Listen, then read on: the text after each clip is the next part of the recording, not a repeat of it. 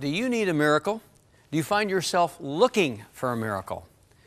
Well, when we think of miracle, we think of the big ones, like the crossing of the Red Sea, or we think a dead man raised back to life, or blind eyes that are opened, or ears that won't hear, suddenly hearing. But I want to encourage you to look for the miracles in everyday life.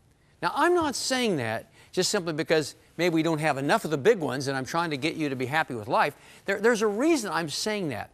Because in the Old Testament, in the Hebrew language, there's not a technical word for miracles. Instead, there's a phrase, the mighty acts of God. And what did the ancient people see when they saw these mighty acts of God? They saw everyday life. Let me give you an example. Deuteronomy 8:18 says, in effect, He gives you the life or the strength to even accumulate wealth. How do you have the capacity to go to work today? God's miraculous touch on you.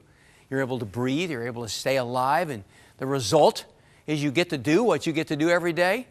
Is that not, in a real sense, miraculous?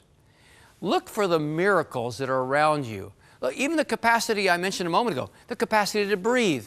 No one can explain really how that actually happens. We can explain the what, but we can't explain the how. Or what about a baby being born?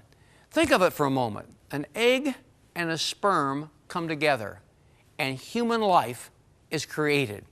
Now, we don't think of a baby being born as miraculous, but I'll bet to the antiquated people, the Hebrews of the Old Testament, they would say that is inexplicable, and it is.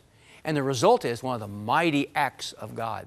How can an acorn go into the ground and push a tree up that seems to defy the law of gravity? You and I wouldn't call that a miracle, but it's one of the mighty acts of God. Look around you, and you'll find lots of miracles.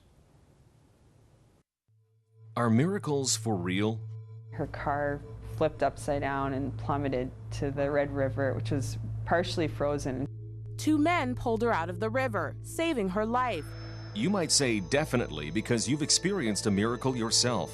I had 5 arteries that were severed. Not torn, not pinched, but completely severed. So doctors say I should have bled to death in just a few minutes. Or maybe you've heard stories, but you're skeptical. You know, you read the Bible, you read what it says, and you think, is it really true? The answer? Miracles are for real. In this book, Dr. James Garlow carefully examines biblical teaching about miracles, and it's packed full of truly amazing stories that will boost your faith. It's our thanks to you for your support. To request a copy, write to us or call 1-800-265-3100. You can also make a secure online donation at crossroads.ca.